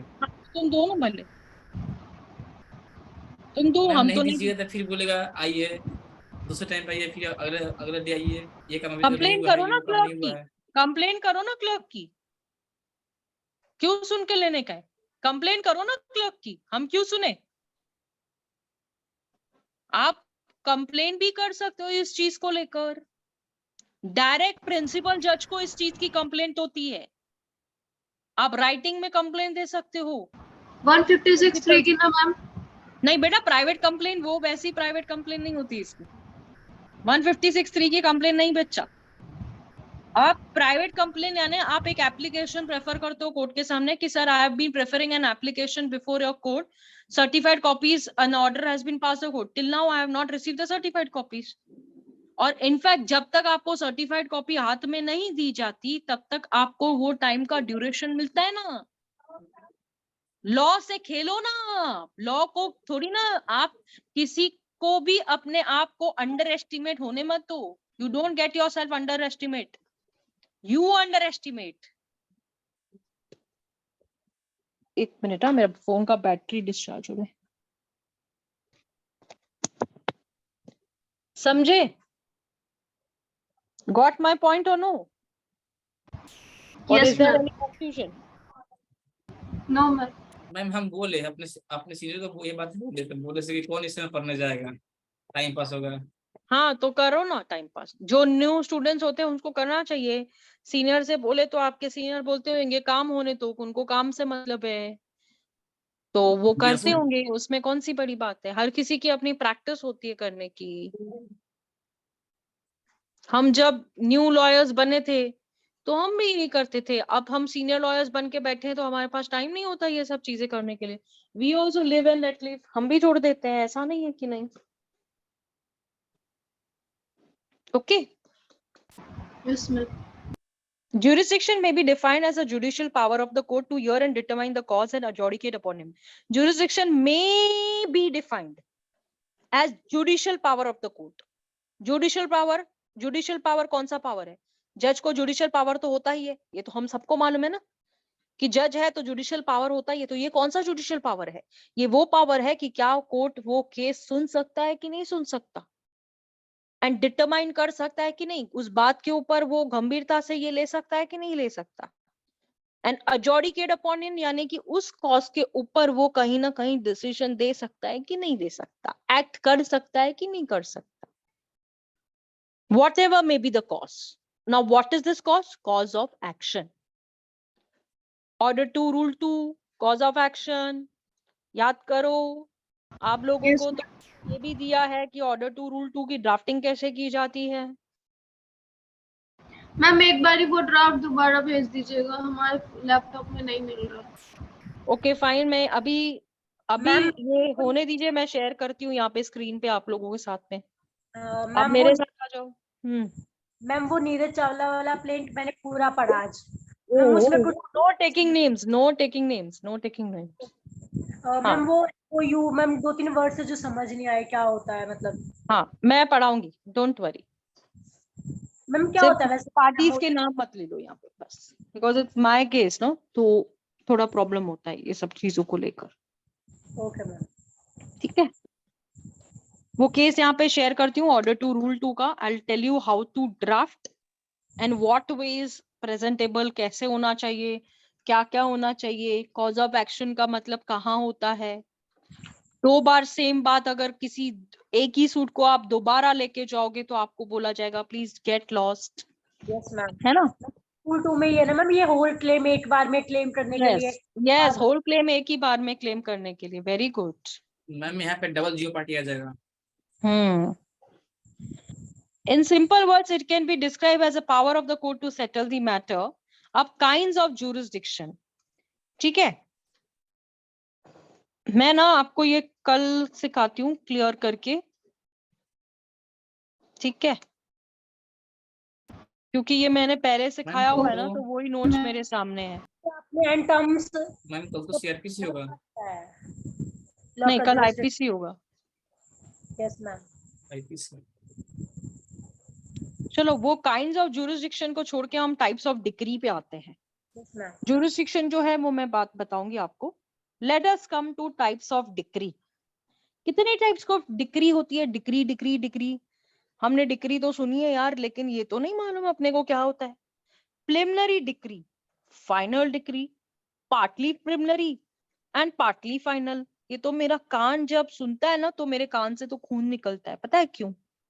क्योंकि हम मालूम है प्रिलिमिनरी जो हमको कहीं ना कहीं क्या होती है, तब प्राइमरी ऑब्जेक्ट क्या होता है प्रिलिमिनरी डिक्री का, जो पूरी तरह से डिसाइडेड नहीं होती।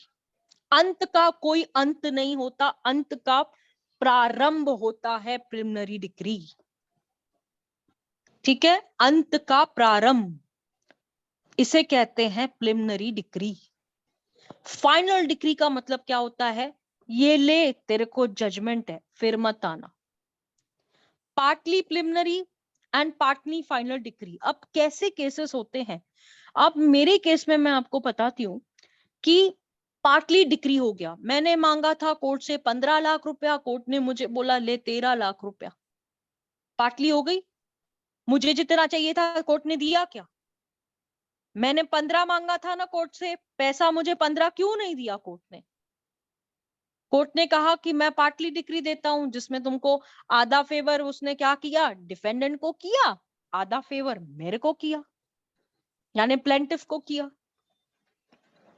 Getting my point? Harshita, any confusion sweetheart? Yes, ma'am. No, ma'am. Sure? Yes, ma'am. Shiva, any confusion? No, ma'am. Aparna? No, ma'am. पक्का?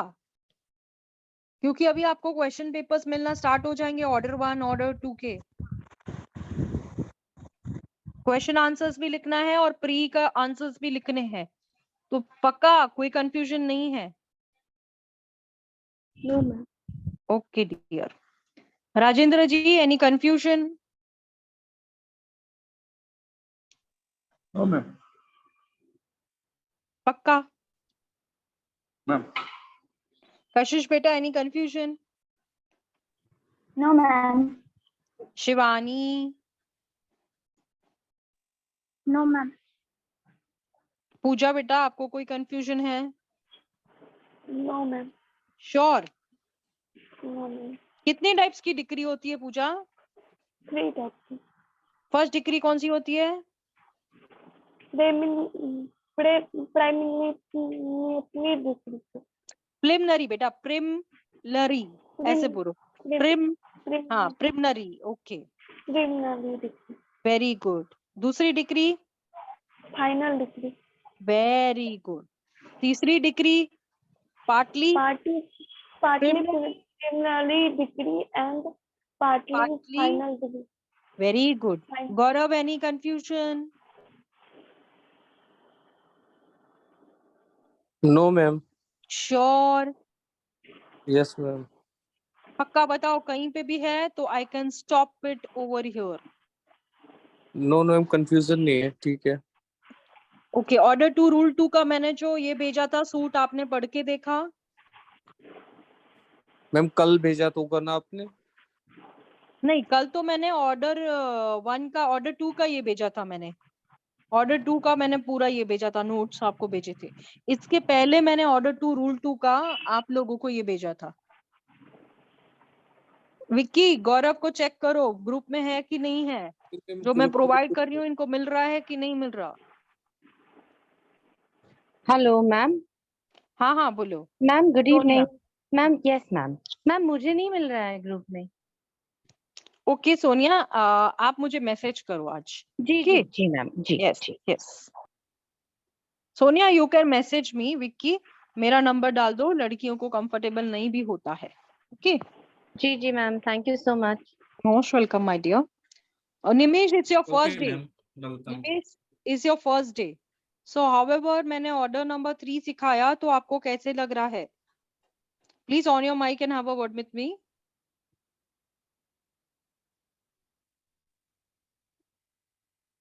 निमेश,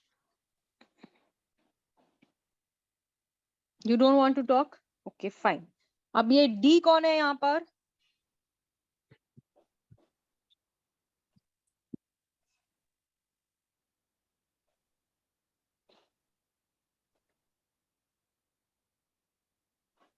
okay Anshuya. Yes, ma'am. Good evening, ma'am. Good evening.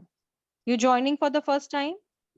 No, ma'am. Second class. कल किया था। कल आपसे मेरा जो बात हुआ था। जी, ma'am. Yes yes yes. Any confusion dear? नहीं मैम, बस वो जो केस लॉज आपने बोला कि इससे मैंने पहले शेयर स्लाइड किए। जी, यस बस हाँ वो थोड़ा समझ नहीं आया कि किस रिलेटेड है वो। हाँ हाँ, I will provide you, don't worry. Okay चलो, now moving further, provisions of passing preliminary degree. कहाँ कहाँ पे प्रिलिमिनरी डिग्री आती है, कौन से ऑर्डर में आप पढ़ोगे, आप देख लो। जैसे हम बोलते हैं ना कि कई चीज हम लोग बाहर जाते हैं तो सिर्फ देखने के लिए जाते हैं, खरीदने के लिए नहीं जाते। Okay Nimesh, fine, it's a very good thing that at least I got your feedback that it's nice. Thank you very much. Ma'am ma'am before we proceed, मेरा एक क्वेश्चन था। Yes. मैम आपने रिव्यू के बारे में बताया। Ma'am Correct. Review, I want to ask whether review, filing a review, whether it is beneficial. See, of course, where provision तो है, प्रोविजन तो है, जैसे आपने वेरी राइटली और ब्लंटली पॉइंट आउट किया कि हम डायरेक्टली ईगो स्टेपिंग कर रहे हैं। तो वो तो है ना, जो है वो है। You have तो to ma'am see the bad point also over there, sweetheart. You know, never a judge will accept this kind of a thing. Even if I'm being a judge, if you tell me, hey, तेरा judge जो judgment है वो wrong है, तुमने wrong judgment किया है, my ego is going to already getting hurt, na? Then how dare you? This is not right. If you are not satisfied, if you are not happy, go in an appeal. Go in appeal. Why you want to come here? But this is the thing, if you do it before this, the court where you are, what will happen ahead, you know? This review is going to help you if your case goes to an upper level. भले ही वहाँ पे you get a unsatisfactory decision, रहने दो, कोई problem नहीं है। Okay ma'am. You get a unsatisfactory decision in, मतलब उसने बोला get out, I don't want to hear this, this is enough. Or after hearing he rejects your review petition, he rejects or she rejects, whatever it may be, reject भी कर दिया, तो उससे क्या होएगा? करने दीजिए। आप जब इस बात को लेकर अपील में जाओगे, अपर कोर्ट में जाओगे, तो कहीं ना कहीं आपकी वो पॉइंट्स को अप्रिशिएट करके आपको फेवर में ऑर्डर मिल जाता है। तो why not to take an initiative when it is given by a law and default. कानून तो इसीलिए बना है, ले लो ना, enjoy. Ma'am I was usually मैं फाइल नहीं करती थी क्योंकि हर जगह मतलब रिजेक्शंस ही मिलते हैं, तो देन वी वुड प्रेफर कि अपील हाँ, में जाने का। लेकिन अभी जो आपने पॉइंट बताया कि आप जहाँ रिव्यू है वहां कीजिए, उसके बाद अपील का राइट तो आपका है ही। Yes yes, and thank you. Please don't mind one thing, you going to earn, so earn sweetheart. हाँ, yes. So what an advocate is supposed to do, this only, no? It is our duty to do all these things. Yes, And ma'am. you know, there will be some point where you'll find so much of variations. You're going to come to a point जहां पर आपके जो seniors होते हैं, they try to, ये तुमको मालूम नहीं है क्या, ये पता नहीं है क्या ऐसा होता है, there you get down, there you literally feel कि why am I there in this practice. ऐसे भी आपने face होता है किया मैम, होगा time, होता ऐसे भी है आपने, मैम। हाँ yes, if you come to that his place or her place, तो उनका भी ईगो हर्ट होता है, तो यहाँ पे रिव्यू फाइल करने के बाद उसका ईगो क्यों नहीं हर्ट होएगा ना, होने दो ना। हाँ, मेरा यही क्वेश्चन था मैम, आपने बहुत अच्छी तरह से आंसर कर दिया। Yes sweeter, thank you so much ma'am. Most welcome. चलिए, let's move further now. Decree for the possession of mesne profit, order number 20 rule number 12 में पढ़ेंगे। आप सिर्फ देख लीजिए, जैसे हम लोग क्या करते हैं, वो लाइव काउंटर्स देखते हैं ना, जब शादियों में जाते हैं, तो ये लाइव काउंटर्स है, आपको आगे मिलेंगे, अब इनसे सिर्फ आप मिल लीजिए। डिक्री इन एडमिनिस्ट्रेटिव सूट आप रूल नंबर 13 में पढ़ेंगे, order number 20।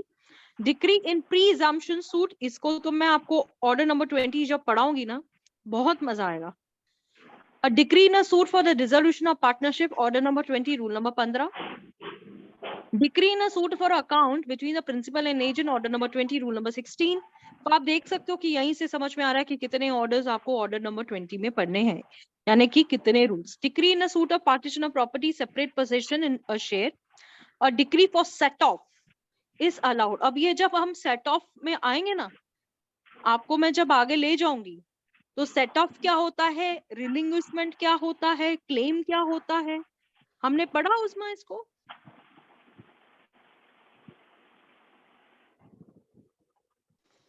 Yes, ma'am. Preliminary decree in a foreclosure suit, order number 34. Preliminary decree in a suit for sale, order number 35. very very important है, जो आप सामने देख रहे हो, बहुत मजा आएगा इसको पढ़ने के लिए आप लोगों को, ठीक है। अब final decree in a suit for sale, अभी सेल लगी है, देखेंगे हम लोग। रिडम्पशन सूट, और उसके बाद में order number 34 rule number 8। Narayan versus Lakshmi Narayan AIR 1953 का केस है, जिसमें क्या हुआ था ना कि in this case it was said there is an aforementioned, what is given to CPC is not exhaustive and that preliminary decree can be used in other matters। अभी यहाँ पे एक क्वेश्चन रेज हुआ था, can there be more than one preliminary decree। तो यहाँ पर ना एक डिसीजन को कॉन्फ्लिक्ट हुआ था कि अभी जो जजेस होते हैं ना, वो लोग भी कॉन्फ्लिक्ट करते हैं इस बात पे और अपनी ओपिनियन देते हैं, नहीं नहीं ये गलत है, कलकत्ता वाला कुछ बोलता है, बॉम्बे हाई कोर्ट वाला कुछ बोलता है, दिल्ली वाला कुछ बोलता है, हरियाणा वाला कुछ बोलता है, सुप्रीम कोर्ट अपना व्यू देती है। तो there is a conflict of opinion. Conflict का मतलब क्या होता है, हर किसी की राय अपनी अपनी होती है, इस बात पे झगड़ा होता है, कॉन्फ्लिक्ट होता है, नहीं नहीं ऐसा नहीं है, ऐसा नहीं है। Regarding that question, that whether there can be more than one preliminary decree in a same suit or not, एक ही केस में 2 बार preliminary decree का ऑर्डर किया जा सकता है क्या, किया जा सकता है क्या। तो some high courts ने इसके ऊपर कहा कि that there can be more than one preliminary decree, some high courts ने कहा कि नहीं, हम लोग इसके अगेंस्ट है। तो इसको लेकर जो केस है, फूलचंद वर्सेस गोपाल लाल AIR 1967 सुप्रीम कोर्ट का केस है। द एपेक्स कोर्ट ने इसको डिसाइड किया कि CPC डज नॉट प्रोहिबिट्स, कहीं पे भी आपको प्रोहिबिट नहीं करती, मना नहीं करती passing more than one preliminary decree, मना नहीं करती। इस सर्कमस्टेंसेस को जस्टिफाई किया गया और इसको नेसेसरी कर दिया गया कि एक ही केस में 2 बार प्रिलिमिनरी डिक्री भी की जा सकती है। तो ये फूल चंद का केस है ना, सभी को मालूम है और सबको ये पूछा जाता है। ओके, नाउ फाइनल डिक्री क्या होती? Final decree is one completely dispossess of the suit, यानी कि क्या होता है, फाइनली सेटल हो जाता है। जो भी कंट्रोवर्सी होती है, जो भी झगड़ा है ना, राखी सावंत कंट्रोवर्सी क्वीन, झगड़ा करो, तो जो भी होता है ना, तो उसको डिसाइड करने के लिए फाइनल डिक्री को 2 वेज में बोला गया है। When the time of appeal is expired without any appeal being filed or the matter has been decided by the decree of the highest court, यानी कि अपील का पीरियड होता है। मैं आपको एग्जांपल बोलती हूँ, मेरा ये केस था जिसमें क्या हुआ था, हस्बैंड वाइफ थे, उन्होंने डाइवोर्स पिटीशन हुआ था, डाइवोर्स हो गया था, वाइफ को पता नहीं चला, पीछे ही डाइवोर्स हो गया, मतलब सारा प्रोसीडिंग्स चला, बस बीच में वो नहीं आने लगा, और सॉरी वाइफ नहीं आने लगी, तो उसको डाइवोर्स के बारे में पता ही नहीं चला कि जजमेंट हो चुकी है। तो अपील पीरियड जो था 30 to 60 डेज का, जो अपील पीरियड था वो एग्जॉस्ट हो गया, उसने अपील में वो गई ही नहीं, तो उसको डाइवोर्स मंजूर हो गया, यही समझ के चलना पड़ेगा। यानी कि हायर कोर्ट ने उसको डिग्री दे दी है, तू ले डिग्री, अब वापस मत आना, क्योंकि तूने अपील उसके लिए की नहीं। तो अपील नहीं की मतलब वो केस का जजमेंट तुझे मंजूर है, वो तेरे लिए क्या है, फाइनल डिग्री है।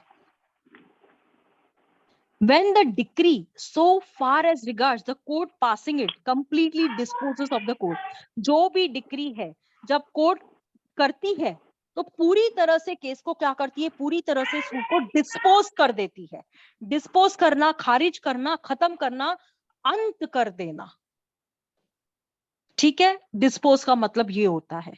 तो यहाँ पर एक क्वेश्चन फॉर्मली ये हुआ था कि can there will be more than final decree. अब जब वहां पर अपन बोल रहे हैं कि एक प्रिलिमिनरी डिक्री नहीं, 2 भी हो सकती है एक केस में, तो क्या एक से ज्यादा फाइनल डिक्री भी हो सकती है? तो ordinarily in one suit there is 1 preliminary and 1 final decree. वैसे देखा जाए तो किसी भी सूट में एक ही बार प्रिलिमिनरी डिक्री होती, एक ही बार फाइनल डिक्री होती। लेकिन ये जो केस है गुलसाम बीवी वर्सेस अमन दसा रोथर, इसमें क्या बोला गया था मद्रास हाई कोर्ट ने? Order 20 rule number 12 and 18 stated that nowhere contemplates more than 1 preliminary और final degree। देखो, हर जज की अपनी अपनी अपनी अपनी ओपिनियन है, तो इसके लिए आपको प्रिपरेशन करनी पड़ती है बिफोर मेकिंग एनी केस। मैं आप लोगों को एक ओपन सजेशन देती हूँ आज, जो मैं देती नहीं पर मैं आज देती हूँ। आपके पास में कोई भी केस आता है, उस्मा प्लीज ध्यान से सुनो बेटा, आपके पास में कोई भी केस आता है, as you take a case from that client or that party, अगर आप उससे केस लेती हो, उसके केस के स्टडी करो, सारे के सारे फैक्ट्स क्या है, उसके पहले नोट्स बनाओ, ठीक है, उसके नोट्स बनाओ। उस नोट्स के बनाने के बाद में आपको क्या करना चाहिए, फर्स्ट एंड फॉरमोस्ट थिंग, उस केस के ऊपर आपको साइटेशंस, केस लॉज जिसको अपन कहते हैं, केस लॉज फाइंड आउट करो और आप उसी तरह से उस केस को ड्राफ्ट करो, ठीक है। तो आपको जो ये कॉन्फ्लिक्ट आ रहा है ना कि ये सेटल प्रिंसिपल है क्या, सेटल प्रिंसिपल का मतलब क्या होता है, सेटल लॉ है क्या? तो यहाँ पर दूसरा एक केस है Shankar versus Chandrakant. The supreme court finally settle the conflict of the opinion and stated that more than 1 final decree can be pass. यानी कि जब एक से ज्यादा प्रिलिमिनरी डिक्री 2 बार कर सकते हैं तो फाइनल क्यों नहीं हो सकती है, फाइनल क्यों नहीं हो सकती है? तो शंकर वर्सेस चंद्रकांत जो केस था, इसमें क्लियर कट सुप्रीम कोर्ट ने हम लोगों को कह दिया कि जब इसमें झगड़ो ही मत, तुमको हम खुला बता देते हैं कि जहां पर मोर देन 1 प्रिलिमिनरी डिग्री हो सकती है तो मोर देन 1 फाइनल डिग्री भी हो सकती है। ओके मैम ना? हाँ बच्चा। मैम हर केस के फैक्ट्स अलग अलग होते हैं, है ना? yes, तो ये हर उस फैक्ट पे कौन सा केस सूट करेगा, कौन सा साइटेशन निकलेगा, ये कैसे पता लगेगा? तो पढ़ो ना, यही तो बात होती है। अगर हम जब, अभी मैं एग्जाम्पल आपको बताती हूँ, ट्राई टू अंडरस्टैंड, ओके, सिर्फ समझने की कोशिश करना। सेक्शन 125 सीआरपीसी सुना तो Yes, होगा ही तुमने, yes, ma'am. हाँ? तो Yes, ma'am. उसमें अगर हस्बैंड आपकी तरफ आता है, हस्बैंड बोलता है कि मैडम मेरे को मेरे वाइफ को मेंटेनेंस देने का ही नहीं है, तो क्या आप उसकी तरफ से केस लॉस नहीं ढूंढोगी कि वाइफ को मेंटेनेंस ना मिले? Yes, ma'am. अगर तो वाइफ मैम आपके कैसे पास आती ढूंढेंगे? है, हम्म, मैम वो कैसे ढूंढेंगे? यही तो आर्ट है ना जो आप सीखोगे। अभी सिखा दूं? Yes, ma'am. नहीं बेटा, नॉट अभी, अभी मैम नहीं इतना जल्दी कैसे होगा? होगा ना। मैं तुमको अभी बता उसके लिए सकती मोर हूँ कि देन, आप केस लॉस कैसे मैम सर्च कर सकते उसके हो। लिए मोर देन प्रैक्टिस चाहिए, मैम वो तो साइटेशन चाहिए, उसके लिए अरे सब्सक्रिप्शन चाहिए। मैं मेरे सीनियर को बोलती हूँ आने के लिए एक बार आप हमारे क्लास पे, वो आपको बताएंगे कि जब मैं न्यू स्टूडेंट थी ना, तब से मैं केस लॉस ढूंढने के लिए, मतलब मुझे ऐसे लगता था कि तभी के टाइम में क्रोसिन का टैबलेट होता था जो बुखार के लिए लिया जाता था, तो मैंने अगर एक केस लॉ एक नहीं लिया ना, तो मुझे ऐसे लगता था मुझे बुखार है, मुझे क्रोसिन दो, क्रोसिन दो। तो ये जो आपकी ओपिनियन है ना, यहीं पे तो आप गलत हो जाते हो ना। यहीं पे हमें लगता है कि हम कैसे ढूंढेंगे, कैसे होगा।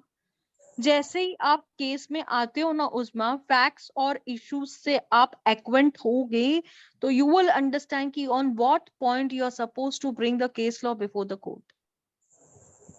You have to understand the case and the facts of the case properly. दो लॉ अगर कच्चा है तो चलता है, लेकिन फैक्ट पर कमांड पूरी की पूरी होनी चाहिए, और फैक्ट पे कमांड होगी तो लॉ पे कमांड ऑटोमेटिकली आएगी। Yes, ma'am. ठीक है, Yes, ma'am. चलो अब क्लास को एंड करते हैं, क्योंकि ये सब सिखाने के लिए मुझे थोड़ा सा और मैम भी इतना टाइम जल्दी? चाहिए। हाँ, मैं 6 बजे से बैठी हूँ भाई। मैम आज ऑर्डर 4 नहीं करेंगे? चलो ठीक है, ऑर्डर 4 करवा देती हूँ, ये क्योंकि मुझे ये डिटेल में सिखाना है आप लोगों को। यस मैम, ऑर्डर पर बस दो ही रूल्स हैं। यस मैम, ऑर्डर 4 करवा दीजिए, फिर पूरे 4 ऑर्डर हो जाएंगे। Okay wait,